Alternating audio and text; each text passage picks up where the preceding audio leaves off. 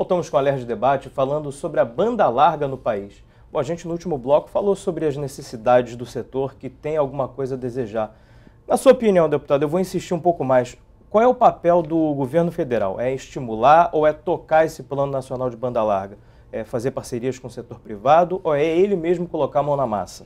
Não, eu, correndo o risco de ser chamado de dinossauro, eu acho que o governo federal devia assumir a responsabilidade de traçar um horizonte, traçar metas, como um serviço público, para que a população do Brasil, que não é qualquer população, né, quase 200 milhões de pessoas, a toda ela seja a possibilidade, o acesso à internet banda larga. O que não significa dizer, como o Marcelo inclusive abordou ainda há pouco, que você, para um esforço dessa magnitude, não vai precisar de parcerias com a iniciativa privada. O que eu acho que é um contrassenso, para mim, nessa questão da internet banda larga, guarda a semelhança com uma briga que a gente travando aqui no Rio de Janeiro na questão do transporte e outros serviços públicos. A grande diferença é que quem tem que dar as cartas, quem tem que traçar uma orientação, quem tem que estabelecer diretrizes é o poder público, é o governo ouvir a sociedade. A gente não pode agir, como às vezes acontece no transporte, inverter a lógica e a política a ser adotada é a política de interesse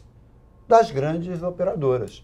Isso é que é a inversão. Então não significa, eu acredito que nenhum de nós que está aqui posicionado, que defende a estatização do setor, que a iniciativa privada não tem tido e tem um papel importante. Mas a grande diferença no nosso debate é que nós achamos que é a responsabilidade do poder público estabelecer as diretrizes, orientar e mobilizar esforços financeiros, científicos, culturais, para que essa grande meta possa ser atingida. E digo mais, apesar do que o Marcelo corretamente colocou, eu acho que pequenas iniciativas não vão resolver o problema, mas ajudam nesse grande esforço a empurrar a tomada de posição. Com certeza. Nós montamos uma equipe pequena no nosso gabinete que tem percorrido municípios do estado, teve em Macaé, que já teve uma experiência positiva, teve em Silva Jardim discutindo, olhando experiências positivas, até para somando com institutos como o Instituto Telecom, disseminar, publicizar essas experiências para incentivar que outros tomem. E o Poder Legislativo também. Eu estou entrando com um projeto de lei nos próximos dias,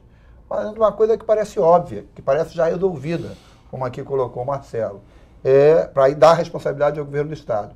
É que todas as unidades de ensino ligadas ao governo estadual passem a ter a obrigação de fazer o que já acontece em Silva Jardim. As pessoas que ali estão, professores, alunos, pessoas que estão ali eventualmente, ter acesso à internet banda larga. Se eu estiver errado, você me corrige, Marcelo, mas Silva Jardim está a 100 quilômetros aqui do Rio, né? Isso. Não é muito longe. Não. Vocês têm oferta de banda larga, vocês têm concorrência, tem a possibilidade de escolher provedor? Ou tem uma empresa só que fornece para a cidade? Não, então, quando foi aberto o processo de licitação, né, e foi, claro, dentro dos moldes legais, né, dado publicidade, e apareceram 2 ou 3 empresas, se eu não me engano, para fazer a concorrência. Mas se o morador quiser contratar uma internet por conta própria, ele tem essa concorrência? Ah, sim, não. Na cidade existe só apenas uma empresa de banda larga na cidade atualmente.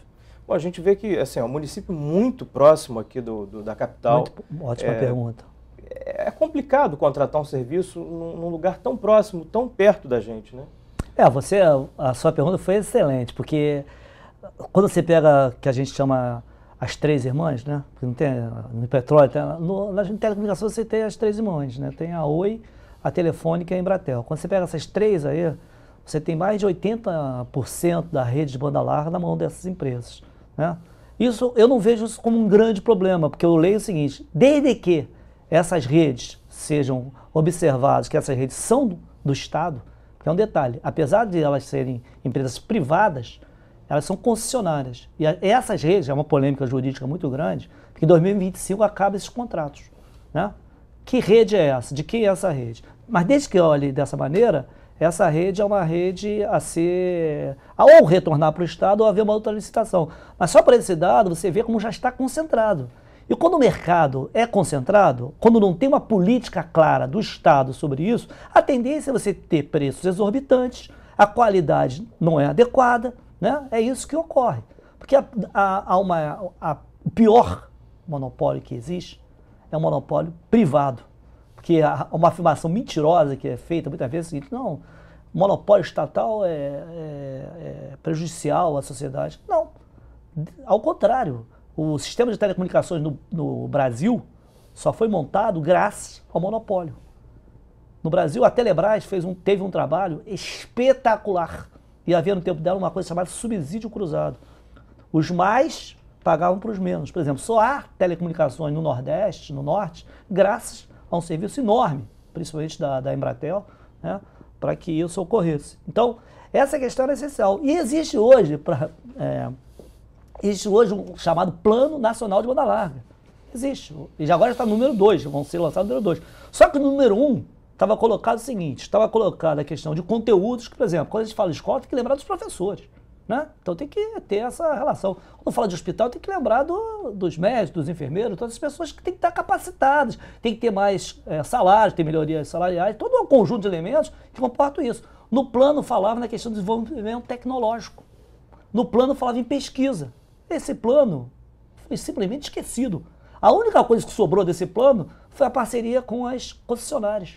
E é uma parceria que na forma como está sendo dirigido, não vai garantir ou minimizar o problema que a Silva Jardim teria assumir essa responsabilidade. Que a gente, ao mesmo tempo que elogia a iniciativa, está dizendo, não deveria ser apenas isoladamente ele a fazer. Então o que a gente está cobrando hoje do governo federal é que ele retome esse fórum, reúna especialistas. Aqui no semana que vem, dia 23 de agosto, vamos fazer aqui no Clube de Jari uma reunião nacional com várias pessoas da sociedade que querem contribuir nesse debate. Quantos especialistas há na universidade?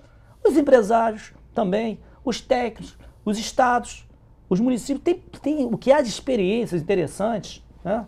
É uma enormidade. Tem que colocar isso tudo junto para que isso realmente se torne um plano. Né? Bom, deputado, a gente viu que no último mês a gente teve um problema em todo o Brasil que foi a proibição de venda de chips de diversas operadoras. Aqui no estado do Rio foi a operadora TIM. Isso também passa pela internet, né? Porque em muitos locais onde a internet não chega, o que chega é o 3G. E a gente vê que a internet 3G tem um problema muito grande de demanda, que existe a demanda, mas eles não estão conseguindo acompanhar essa demanda, não estão conseguindo dar essa oferta. O poder público tem que regular, tem que ficar em cima dessa questão? Mais do que isso, tem que regular, tem que ficar em cima, tem que estabelecer diretrizes. A gente pensa que não, nós estamos falando de Silva Jardim. Eu enfrentei, há 4 anos atrás, aqui no centro do Rio de Janeiro, num bairro aqui próximo, na Tijuca, uma iniciativa de natureza social, de instalação de telecentro numa comunidade popular, numa rua de enorme movimento, que é a Rua Conde Bonfim, na Tijuca. Foi um inferno para que você conseguisse, no final se conseguiu com a Embratel, mas foi um inferno para que você conseguisse o acesso à banda larga. O Marcelo falou que a telefonia celular do Brasil é a mais cara do mundo. Eu não tenho os dados, mas o acesso à internet, seus vários indicadores de qualidade no Brasil também não são bons. É comum você ter na sua casa o acesso à internet banda larga, e em alguns momentos você não consegue acessar. Eles te vendem uma determinada velocidade, você percebe claramente que a velocidade é outra. Então, tudo isso revela a importância de o Estado, né, ouvido a sociedade civil, ouvido todos os atores que têm importância nessa história, intervir e fixar diretrizes, porque eu repito, o acesso à internet banda larga não é uma mera busca de algum serviço sofisticado, é uma coisa essencial cada vez mais para garantir um mínimo de qualidade de vida a todos os cidadãos. Marcelo, hoje em dia a gente pega aqui numa grande cidade como Rio de Janeiro, a gente pega uma internet de 10 megas e acha que a gente está no topo do mundo, né? A gente está voando com uma internet de 10 megas. Nos países mais desenvolvidos, como o Japão, que são bem desenvolvidos nessa área, o que é considerado uma internet boa? Olha, você realmente está, sem nenhum elogio, elogiando, suas perguntas são excelentes, porque essa é uma questão. Nós chamamos de banda larga no Brasil, o que não é banda larga considerada em lugar nenhum do mundo. Na Europa, por exemplo, se falar menos de 2 mega, menos de 5 mega, não é considerado. A Coreia do Sul, teve um plano há anos atrás, né, que todas as residências hoje estão ligadas à banda larga, as pessoas estão recebendo 100 mega. Então, quer dizer, e essa questão pode parecer, velocidade, as pessoas podem não entender. O problema hoje é o seguinte, quando você pensa na internet começando, era com 64 kilobits, que é o que você faz voz, você tinha acesso à internet. Só que hoje não dá. Porque as pessoas demandam muito mais serviços. Claro. Tá claro? Então você tem a questão da velocidade é porque os conteúdos também vão se modificando. Você quer fazer uma pesquisa. Com a internet daquela época a gente não conseguiria carregar um site hoje em dia. Não consegue, né? não Tem uma consegue. velocidade pequena, significa que você está fora de uma série de Olha, ontem serviços. saiu um dado, foi ontem ou anteontem, sobre a questão do ensino, né? Bastante preocupante, sobre o ensino público, né?